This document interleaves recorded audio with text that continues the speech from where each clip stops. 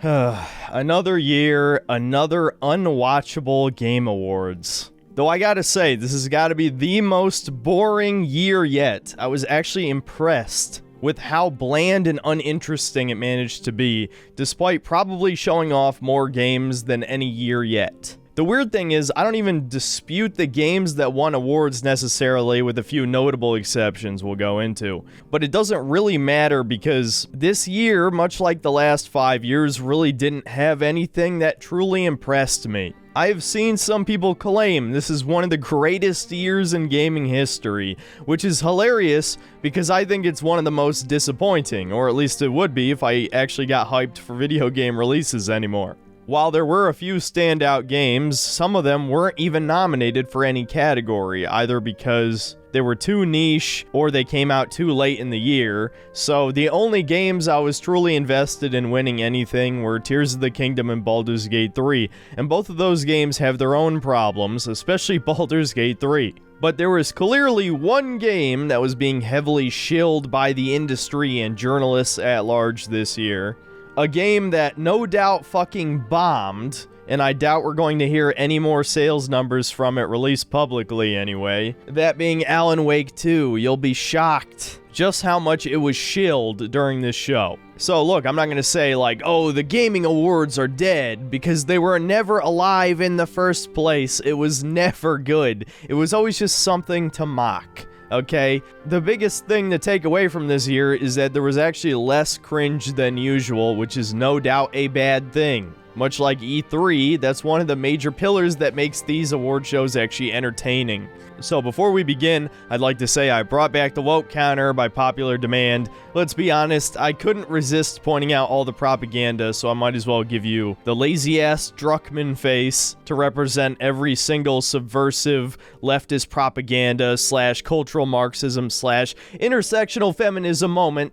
And yes, that still includes obvious diversity protagonists, which includes women. Unless proven otherwise, I'm going to assume a female protagonist was done for political reasons. Feel free to bitch about it in the comments. Okay, without further ado, here's the Game Awards 2023. First off, we have the pre-show, which was particularly bad this year. Instead of just being forgettable, there's quite a few things I had an issue with, to say the least. First off, there's a remake for Brothers: A Tale of Two Sons, which I have no idea why that's getting a remake. I guess Joseph Fares already ran out of ideas, and no, he never shows on stage this year, which is kind of a shame. Then we get a new game by the creator of Inscription, which my brother actually quite liked a lot, but unfortunately this new game has fucking Pro ZD in it. And I don't mean voice acting, actual live action videos of this Redditor YouTube voice actor showing on the screen. Very cringe. Then we get the award for Best Family Game, which is Super Mario Wonder. No real complaints here. I think that's perfectly fine as a category, and a solid game was chosen, without a doubt. Then we get the first propaganda trailer of the show for Usual June. I'll just play my segment from the stream. Everyone just at the same time decided they want black female protagonists. It definitely has nothing to do with BlackRock or any other outside. Sweet Baby Inc. They're still showing it. I'm glad you admitted that we should avoid this like the plague, you stupid fucks. So yeah, in case you hadn't heard of Sweet Baby Inc., which I think everybody has already talked about, at least in certain circles, my circles, it is a consulting company that exists just to make sure games are woke. No, I'm not joking. This is basically a BlackRock-funded company that rewrites video games to make them politically correct and diverse. And it's worked on a lot of big games, including Spider-Man 2, Alan Wake 2, and plenty of others that you can see on their website. And suspiciously, their logo looks a lot like another logo. Coincidence? You already know the answer. Then we get a solid dose of cringe from our host. Love this. Reminds me of my high school days, but the monsters I fought weren't nearly as big as that. You kids these days with your giant monsters and your social media. Then we have the award for Innovations in Accessibility that thankfully is just in this pre-show as a minor award, unlike last year. At least they listened to some feedback, which goes to Forza Motorsport. Look at video games. This is the state of video games. I didn't play it and I don't care. Moving on. And speaking of accessibility, we have the strangest game announcement of the whole night. A musical made for deaf people. Yes, you heard that right. A music-based game for deaf people. Look, I'm not saying this game shouldn't exist, but why the hell is it at the Game Awards? I mean, really? Then we get an absolutely absurd statement. How much better gaming can get? What happens past a golden age? Platinum? Is this the platinum age of gaming? No. And then the rest of the pre-show is basically a waste of time. We get the 5 esports categories that nobody cares about. But probably the weirdest part of all of this was the announcement for the Creator of the Year, and it is a fucking VTuber, dude. A VTuber! Are you fucking joking? What? Oh my god, make it end! A fucking anime girl talks in front of a screen to losers like you and me. The West has fallen. Billions must die. Okay, I'm exaggerating a little bit. But for the last couple trailers of the pre-show, we finally get the sequel to World of Goo, which I actually played back in the day. So I'll probably give this one a shot. And then we get another trailer for Metaphor Re Fantasio that some of you may have forgotten was actually shown off last year. It's made by the creators of Persona, and I don't know, I'll probably give it a shot. Now we finally get to the start of the Game Awards, and I think I'll just let some of Jeff Keighley's opening speech play here. More than anything, this is a show about bringing our community together in this room and online around the world to focus on something we can all agree on. There's nothing more powerful or more immersive than an extraordinary video game. It's too bad none of those come out anymore. Help us understand different perspectives on the world and maybe even change. Really? Has there been a right-wing perspective in a game in the last several years? Then we see the return of Christopher Judge, and I'll be honest, this part was actually kind of funny. Such a pleasure to be back here. I have such great memories of last year, Mr. Pacino, forgetting to thank my wife. But fun fact, my speech was actually longer than this year's Call of Duty campaign. Wow, everyone's shitting on Call of Duty? Goddamn. Good on him for actually addressing the criticism and being able to joke about it. I don't expect that out of an actor. And here we get the nominees for Best Performance this year. And I definitely get the feeling the only reason Melanie Liburd is here is for diversity reasons. But strangely enough, the winner was the voice actor for Astarion from Baldur's Gate 3. Now, I did defend Astarion a bit in my review of the game because despite the first impression of him being an obnoxious, flamboyant gay dude, he actually does have some depth. And weirdly enough, he was far less obnoxious than Gale, who was supposed to be straight. And yet, he acted like a sexual predator to my male character the entire game. So honestly, I wasn't too attached to any of these performances, so I'm not going to pretend I was angry about this or anything. I honestly didn't care. That said, I think you should listen to some of this guy's speech to really understand the type of audience Baldur's Gate 3 was trying to appeal to. The community has reached out to so many of us at Larian and said they were seen and they were represented by this game. When they lost hope, they felt isolated, they felt alone, and this game brought them together and gave them something to push through. Now, I'll admit, I did like the game, but this was something I stated many times in this review, that it's obviously full of far-left subversion, sexual degeneracy stuff. I think everybody knows about the bear sex, for example, but there were many other things I covered in the video, and even a few things I missed.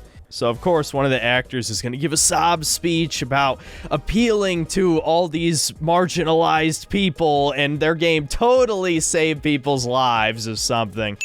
Now we start getting the celebrity appearances, and possibly the strangest one of all of the night, Matthew McConaughey. Career, all right, but they told me. Well, he did one of it. He did one of it. No, don't do that. Come out and say, pew, pew, pew. I keep getting older, and they stay the same age. See how that... Yeah, I know I said this last year with Al Pacino, but are we really meant to believe this guy plays video games? I think it's pretty evident he doesn't. And he's advertising some slop game we see no gameplay for, with diverse protagonists. Big shock. The woman literally having fucking fish eyes, dude, and is trying to tug at our heartstrings with the trailer. Do you want a video game or do you want a fucking animated movie? Be honest, normies. Then we get a trailer for a free DLC for God of War Ragnarok, which I will give PlayStation credit that it looks like it's all gameplay. It's a roguelike mode. Now, even though I wasn't a huge fan of God of War Ragnarok's gameplay, it did get kind of fun near the end. My issue with the game, obviously, more than anything, was the story and the many subversive themes that, to this day, a lot of people deny, call me crazy for just pointing out obvious woke elements, at least to a noticer like me, we'll put it at that. So, something that's purely gameplay and it's free, I'm not going to complain about it, I just don't really care. Then we get the next game from the creators of Untitled Goose Game, a co-op walking simulator, maybe a puzzle game or something, I don't care, look at it, man. Then we get another ad break, which notably has Lego Fortnite in it. I really shouldn't be shocked at this point. Fortnite has crossed over with everything. Then there's a paganist song performance for the sequel to Hellblade, which I'm never going to play the original nor this sequel, so frankly, I don't care. I'm sure there's gonna be a bunch of people saying, dude, no, this movie game's actually really good. I don't care, I don't like movie games, never gonna touch it. Then Ed Boon comes out to read the nominees for Best Narrative, and my god, just look at the state of stories in video games with these nominees. And of course, Alan Wake 2 wins, the game nobody fucking bought or played, and people far less based than me have taken a massive dump on, so I didn't feel the need to play it. I did not want to suffer through another linear movie game where you're forced to play as the diverse black female protagonist instead of the main character, Alan Wake, for half the game. And the worst part is, this is not the last award Alan Wake 2 is going to win, as you'll soon see. And we were about due for another cringe moment, so behold Akumi Nakamura. Wow, I see many amazing gamers. Hi, Ikumi Nakamura desu. Konnichiwa. Behold the future of the white race. And of course, her new game that she came to show, there's no gameplay for, of course. And the next game after this, from the creators of Ori and the Blind Forest, is an isometric beat-em-up with a kind of interesting art style, but I'll be honest, it's not really my thing. After this, we get another ad break, and apparently while I was taking a piss, there was an ad for Discord Gaming, and this was some mega cringe I missed out on. Good day, Sot. You're just a wiffle waffle. You can't even aim when you go into battle. I am a baron. You are a border. I write decrees. You mix mortar. Fire on thee. I got an acre. You eat horse bread because your mom's a baker. And after the break, we get another Muppet segment. Well, I really don't think. Okay. So, Gonzo, what have you been playing? Seriously, what have you been playing? Hey, everybody. Hey, everybody. Gonzo's buying everyone popcorn tonight. Hey, wait a minute. And then we get the nominees for Best Debut Indie Game, and Pizza Tower gets fucking robbed. The only game there that was an actual fucking game, not a puzzle thing, not some political propaganda, just a fun-ass game that basically everybody likes, lost to Cocoon, a game I've never even heard of. This was legitimately the only part of the show I was mad. Again, gamers lose, journalists and their stupid bullshit win. Next up, we get an announcement that should be a good thing, and I'm sure some people were excited about this. Essentially, Sega is announcing a new era where they're trying to be a big developer again, essentially, bringing back a bunch of their old franchises like Jet Set Radio. But I can't help but be annoyed by this black and Asian couple, or maybe they're just platonic friends. As something you'll notice throughout this entire show, there's basically no white men anywhere to be seen. It really is getting to the point where it should be noticeable even to normies. And no, lefties don't count as normies, you're just as politically obsessed as I am, let's be honest. But to average people, is it not just distracting after a certain point? But next up, finally, we get a game I actually care about. Dragon Ball Z Sparking Zero, aka Budokai Tenkaichi 4. Now, I'm not entirely sure why they decided to go with the Japanese name of the Tenkaichi series, but at the very least, they have assured us several times this is another Tenkaichi-style combat system, which is exactly what I've wanted out of a Dragon Ball game for like 15 years at this point.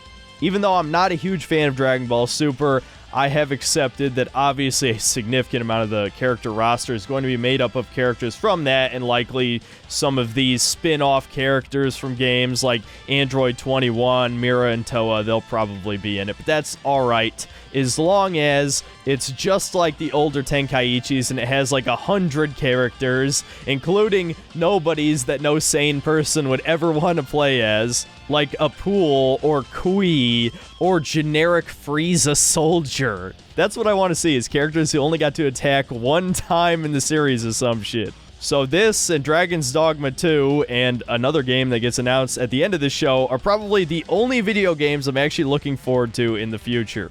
Next up, we got a game that I'm probably going to play, but I certainly am not excited for, that being a Dead by Daylight spin-off made by Supermassive. Now, if you watch the streams, you'll know that we have a great time playing these fucking movie choice games. I don't know what it is, but these games always end up being unintentionally funny, and trying to kill as many characters as possible is really the only way they end up being entertaining. So I guess I'm looking forward to it in a weird way. Then there's a couple trailers for games that some of you are probably excited for, including a new Mana game and Team Ninja's next game, which looks a lot like Nioh.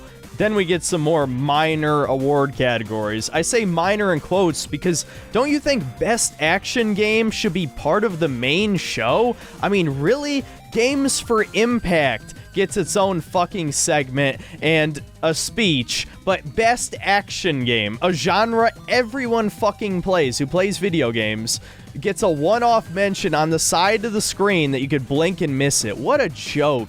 The winner was Armored Core 6, which, despite my issues with that game, I did acknowledge it was good. For those of you who actually watched the video and didn't just dislike based on the title, you know who you are. And then we had Best Art Direction, which was Alan Wake 2? Okay, sure, I guess. Then we have the awards for Best VR and Best Mobile Game, which I don't think anyone gives a fuck about either, to be honest. Then during the next ad break, we get another diversity segment like we had last year. And it's some Indian guy showing his life and his indie title, which is a narrative cooking game about his family being Canadian immigrants, basically. At what point are these people making video games? Because it's easier to make one than an animated movie. The next big trailer is for Outlast Trials, which I'll be honest, I thought I had already released. But apparently no, it's coming out March 5th, and yeah, it could be a pretty fun game to play with friends. I don't like that they use streamers to advertise it, including another drag queen. We just had to slip one of those in there. But I'd be lying to you if I said it didn't have some potential of being fun. And it was about time for Jeff Keighley to suck off his best bro Kojima as he comes out to reveal another new game, OD. And yeah, I'm just gonna fucking call it now. Kojima has become a fucking hack. It's over. This looks like it's gonna be some of the wokest slop we've seen in a long time. Not only is one of the main characters Hunter Schafer, famous Hollywood troon I'm sure you've heard of, but honestly, even worse than that, Jordan Peele is helping him create the game. Yeah, that Jordan Peele, the guy who openly hates white people. This is the fate of all Westaboos. Kojima desperately wanted to be a filmmaker, and what does it take to become one of the Hollywood elites? It takes selling your fucking soul. They even admitted that OD is basically going to be a movie game. So yes, Kojima is fucking dead. Do not ever expect another good game out of this hack. He's done. Next up is a teaser for a Jurassic Park survival game, but of course they don't show any gameplay, so I don't really care. I know, I was also thinking Mia Khalifa. I'm like, they put Mia Khalifa in a Jurassic Park game? She's gonna get fucked by big T-Rex cock.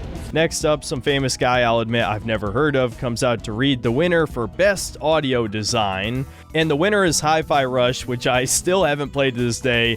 I'm not sure I will ever get around to it because people kept begging me over and over again to play it, so I just didn't want to play it by principle. But at least it makes sense that like a rhythm action game would win Best Sound Design, so no complaints here really.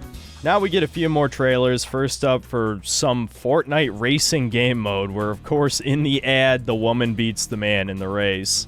There's an extended trailer for Black Myth Wukong, which, you know, I'll admit looks pretty interesting. I'll probably play it when it comes out. And finally, another trailer for Suicide Squad Kills the Justice League, which I really hope to God not a single viewer of this video is going to buy that game. We already know it's another Avengers game like Games as a Service slop, except it's a fucking third-person shooter, where instead of playing as, you know, the Justice League, which people would actually want to be, we're stuck with the goddamn Suicide Squad, who wouldn't stand a chance against any single member of the Justice League. And of course, Wonder Woman is the only one who's not brainwashed by Brainiac, and she kills Superman. Yep, I spoiled it. Get fucked. Don't buy the fucking game.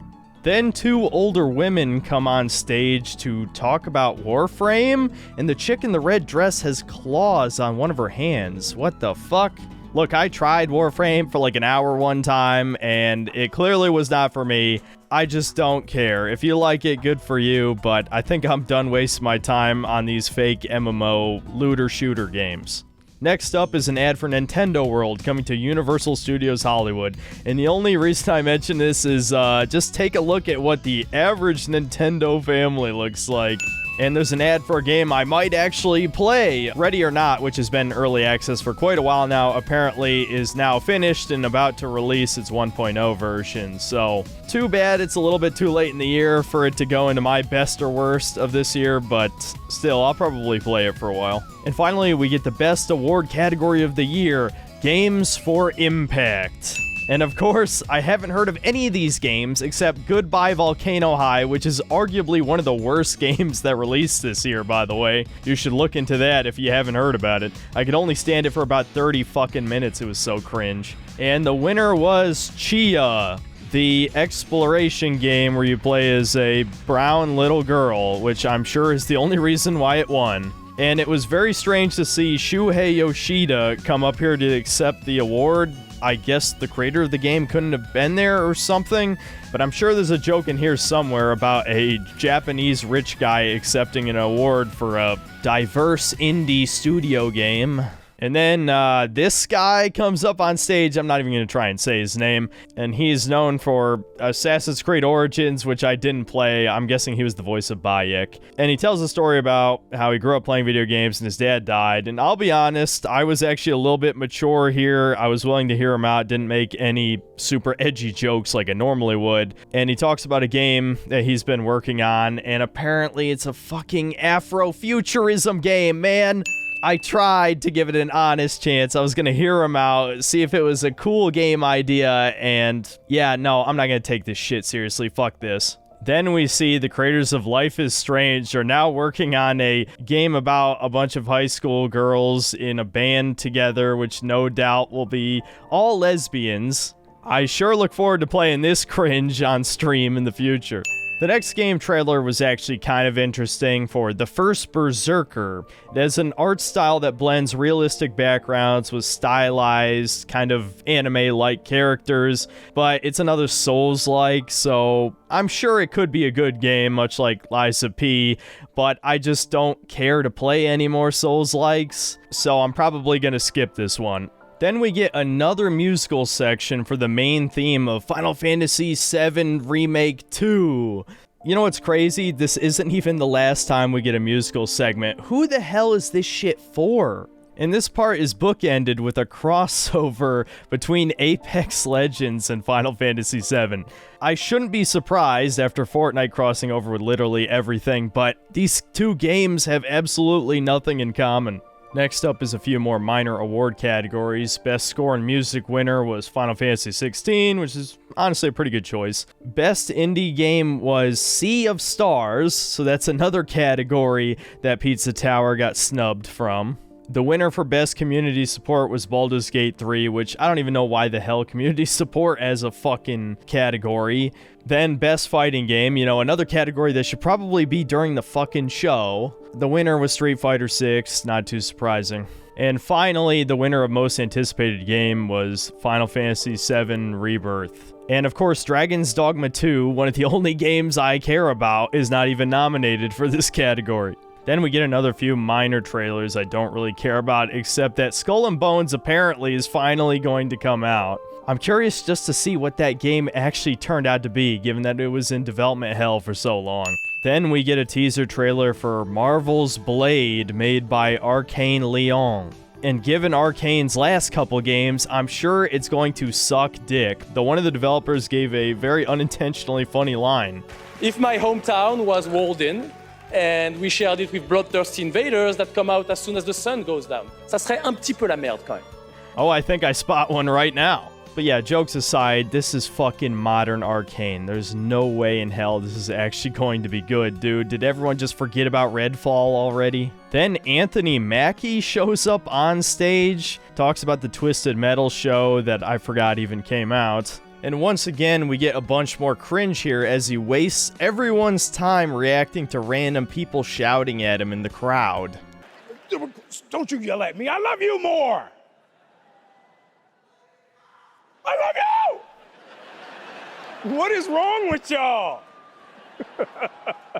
And he reads out the award for Best Ongoing Game. And the winner is Cyberpunk 2077, which honestly, that's a perfectly fine choice. I may have not ever gotten around to actually reviewing Phantom Liberty, and I'll be honest, I had some huge issues with it, but I have to admit, after all of these updates, the gameplay for Cyberpunk 2077 at the very least is fun. I highly contest the idea that the story and quests are good. I'm honestly a little shocked that people think it's anywhere near as good as some of the most memorable quests from Witcher 3, especially as someone who's a massive fan of the cyberpunk genre and quite liked the Edge Runners TV show. I don't think the Cyberpunk 2077 game has the tone anywhere near as edgy as Cyberpunk needs to be, but that could be its own video. Next trailer is a teaser for a game called Last Sentinel, a cyberpunk game which features a badass strong woman killing a bunch of soldiers to save women and children who may all be androids. And the next trailer is another sci-fi game with a female protagonist, though at least this one's showing off some ass, so I guess that counteracts the woke point this would have received. Then we have another Weeb Slop game, which I actually skipped over a few earlier. I'll admit, they don't exactly seem like my kind of thing, but I do think it's absolutely hilarious how all these trailers for Eastern games have tits and ass and cute girls, and the Western games, they're all hideous abominations or plain looking at best. Next up is a mech game that looks like a blatant ripoff of Armored Core. It doesn't help that Armored Core 6 just came out, so this is really a bad time to reveal that game, but it could be good. It looked a little bit different, like you could play as some kind of stationary turret thing, so that's interesting. Then we get another ad break, and the only trailer of note is another one for Warhammer 40k Space Marine 2, which has been delayed all the way till September of next year, which kind of sucks. It was actually supposed to come out this winter, so hopefully they're just polishing up the game and making it the best it could be, but delays aren't usually a good sign in this day and age. Next up, we get another music number. This time, it's the one that apparently is actually in Alan Wake 2. Apparently, at some point during the game, there's a live-action dance number. I don't care what the context is. This is fucking cringe as hell. And not too long afterward, we get the fruitiest moment of the show. And you delicious man, you. This suit is fucking amazing. Yeah. You look good too. Your games look great. What the fuck? Anyway. And a reveal for a Cyber Payday made by the creators of Payday, so it's basically just a Payday spin-off, even if it isn't titled as such. The next trailer is for Exoborn, a exosuit-themed extraction shooter, where in the trailer they had to have the white male be saved by the diverse female. You know it's propaganda when this is a fucking multiplayer game, so there's absolutely no reason they need to show us this except virtue signaling. Then Matt Mercer, famous DM from Critical Role, the game that ruined Dungeons & Dragons, comes out on stage to show a trailer for Asgard's Wrath 2, but don't get excited, it's a fucking VR game. And don't think I didn't notice his painted fingernails, and he wasn't the only man at this show with them. Next up, the cast of Fallout shows up to give out the award for Best Adaptation. First, they show off a ever so slightly modified trailer to the one that came out a week ago now. And Todd Howard is in the audience, and it's hilarious knowing that his game, Starfield, didn't win anything at the Game Awards. And neither did Spider-Man 2 for that matter. I gotta look at the silver lining here, guys. And the winner for Best Adaptation was, to no surprise, The Last of Us TV show. Now look, I covered the series in detail. You already know what I think of it. It was a great retelling in the sense that it inserted a lot of subtle propaganda, and some not so subtle. And look, I never watched the Mario movie because honestly, I don't want to watch a Mario movie, but I think that's what people really wanted to win here. More than anything, I hate the fact that Neil Druckmann gets to stand up here and receive an award when his studio didn't even make a fucking game this year. In fact, they're not even making a game next year. They're re-releasing The Last of Us 2, which nobody fucking asked for. So fuck the Game Awards once again. After some more Slop trailers, Sean Murray comes out on stage to reveal that he's been working on a new game. And once again, he fills our head with likely false promises. If you really think he or his studio has learned their lesson from No Man's Sky, well, let's just say I'm skeptical at the very least. At least this time, the goal seems maybe a little bit more reasonable, which is to make a planet-sized planet in a video game for players to explore together. Now, I'll be honest, that sounds much more achievable than what No Man's Sky initially wanted to be. But at the same time, I just don't think this is going to be a compelling game. Without an interesting story or compelling quests or a great progression system or really fun combat mechanics or really any number of things that makes gameplay fun, one of those things I would argue being tight, handcrafted linear level design, which is becoming increasingly rare in single-player games. The game's just not going to be fun to me. Now, if you're the type of guy who does like mindless exploration, you know, the type of people who are defending Starfield even to this day, you'll probably like this game, but I already know it's not for me. And our next celebrity appearance is Shang-Chi. No, I don't know his real name, I wasn't listening, and I don't care. Apparently, he's a huge fan of RTS games, and now he's a part of some RTS game. And then he reads out the nominees for Best Action Adventure Game. Finally, a category I care about. And the winner was Tears of the Kingdom. And look, I don't really have a big issue with this. Yes, I had my problems with that game, but most of the people who didn't like my review didn't even watch it. They saw a clip on Twitter. I actually liked that game, even if it was a glorified $70 expansion for Breath of the Wild that took 6 goddamn years to come out, and also the build mechanic was kind of stupid. But still, it was fun for most of the same reasons Breath of the Wild was fun, and there were some neat additions. I didn't completely hate the build mechanic. I think it was really well used for some of the shrines. So it winning Best Action Adventure Game is honestly completely fine by me. Then we get our last round of minor award categories, starting with Best RPG, another category that should be during the goddamn show. Baldur's Gate 3 won, no big surprise there. Then we have Best Sim/Strategy. The winner was Pikmin 4, surprisingly enough, and it was the only one in this list I actually played, so I guess I'm okay with that. Then we have the winner for Best Sport/Racing Game. The winner was Forza Motorsport.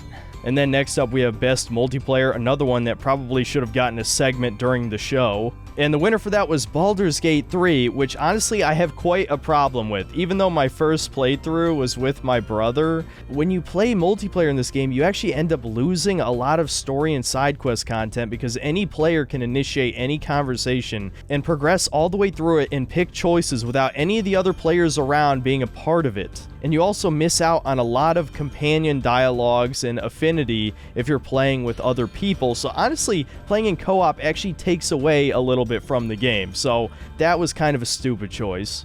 And finally, we have the Player's Voice category, where we get to vote for what game we think is the best one of the year. And the winner was Baldur's Gate 3, which, I'll be honest, I find highly suspicious. And originally right here, I had a 10-minute schizo rant, no, I'm not joking, about exactly why I think 10-cent bots voted for this game to win. But let's be honest, this video is too long already, so let's move on. After a bunch more slop that isn't even worth mentioning, Vince Zampella, who apparently is an industry veteran, I'll admit I'm not even sure if I've heard his name before, comes out to announce the award for Best Game Direction. Now, I think this is the award category that I have contested every year I've covered this on this channel. And guess what? This year is no exception, because Alan Wake 2 wins again. I will give the disclaimer once again, I did not play Alan Wake 2. But everything I've heard about it tells me this is fucking bullshit. They're treating the word direction as if you're literally a director for a movie. And listen, I understand the game director is usually the visionary behind a product. But you have to understand that a video game is still a goddamn video game. You have to play it. It has to have good, compelling gameplay. According to basically everyone who is even remotely trustworthy, this is a glorified walking simulator with political propaganda in it. So get fucked. This is not the best directed game of the year. The next big game trailer is for The Finals, the next hyped big multiplayer game.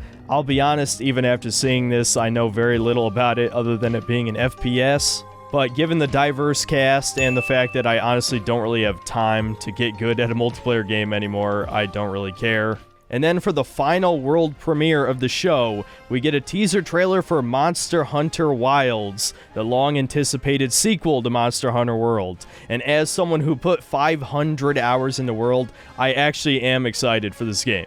Now, I did skip Monster Hunter Rise for multiple reasons that I'm not really going to go into, but I'm absolutely going to be playing this day one.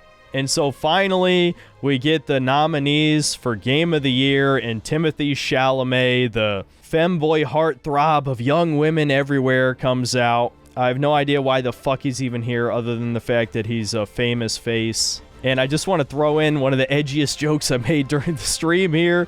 For the 5% of women in here, hope you know he's been gang raped by hairy, fat men, and he leaks anal sewage daily.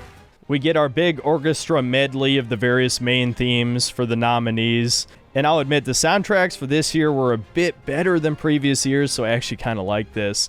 And to absolutely nobody's surprise, except maybe tendies and some snoys, Game of the Year was Baldur's Gate 3. And look, I could make an entire video on why I have conflicted thoughts about this, because on the one hand, despite being vehemently anti-woke, I actually did enjoy my time with Baldur's Gate 3. Maybe because I'm so desensitized to sexual degeneracy on the internet at this point that I was able to look past some of it. And the fact that you can kill almost any NPC in the game kind of makes some of the wokeness a lot more tolerable, since the game still gives you player choice. In fact, that's one of the greatest things in the game's favor in general, is player choice. I think it's heavily flawed. I don't think it's a masterpiece by any stretch, especially since when it was released, it was unfinished, and they've slowly been patching in more and more things that were cut out of the game, and I get the feeling that they're going to release a complete edition in like a year that's going to have a lot of the stuff that was supposed to be in the game. I know a bunch of my fans hate it, but I do kind of like this game. So if any game had to win, I'm glad it's this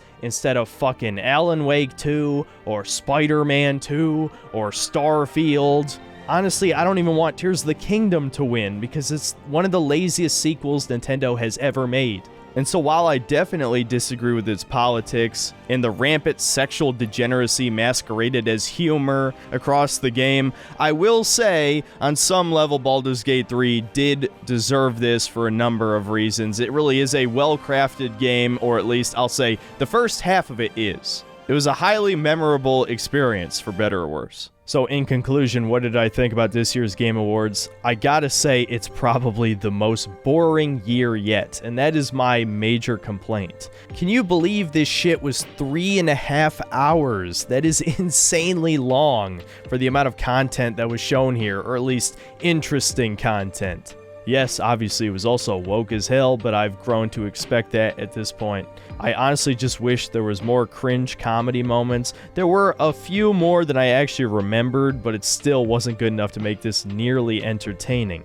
The fact that you can show off like 30 games and I only actually care about 2 of them and am vaguely curious for another 3 or 4 really just shows the state of the game industry, man. This shit has gotten nearly unwatchable. It's not even about what wins or what doesn't win award categories. Sure, I did ham up my anger during the streams because I'm trying to be entertaining, so I just say the edgiest shit that comes to my mind at the threat of getting banned. But in reality, I was completely apathetic to the whole thing. It's become increasingly clear to me, and I believe I've said this several times about these big gaming shows, that video games are not made for me anymore. These shows are meant to appeal to the lowest common denominator casual gamer. That's why they have all these fucking musical numbers. They have all these famous celebrities show up. This year had more celebs than any other year easily. But everything has become so fucking sanitized because these suits don't feel like they have to appeal to the edgy gamer bro anymore because people like me are in the minority easily. I honestly think it would be way more entertaining if these shows actually picked a game nobody expected to win. You know, for the hell of it, I'll just give you a short list of games I enjoyed this year that didn't get nominated for a single category. Warhammer 40k Bolt Gun, System Shock Remake, Trepang 2, Pseudo Regalia, Cavern of Dreams, Lunacid, RoboCop Rogue City, Lethal Company, Dragon Quest Monsters The Dark Prince, and Corn Kids 64. Now, by the Game Awards' own rules, 3 or 4 of those games were not eligible because they came out too late in the year, but the point still stands that they never choose any interesting award winners for categories. This entire show just wants to appeal to the lowest common denominator. Though probably the most standout out of that list is RoboCop Rogue City, which I have to assume was completely ignored just because of its glorification of the police, or whatever bullshit journalists try to claim. And by extension, neither Atomic Heart nor Hogwarts Legacy got nominated for anything either, which definitely was for political reasons without a doubt. Though if there was anything good to take away from the show, it's the simple fact that Starfield and Spider-Man 2 didn't win any awards. So I gotta give Jeff Keighley some credit for managing to piss off both Sony and Xbox fans. But regardless, I hope you enjoyed this video. I'm going to try to squeeze out an Avatar video, but honestly, it might be the worst game in the series now, even if it's technically not a Far Cry game. It certainly plays almost exactly like Far Cry. So I might actually squeeze out a shorter review for once, just because I don't think I can stand to play this more than 15 hours at most. And obviously I'm going to be doing my own best and worst games of this year that'll be out probably the first week of January. So look forward to that. See you next time, guys.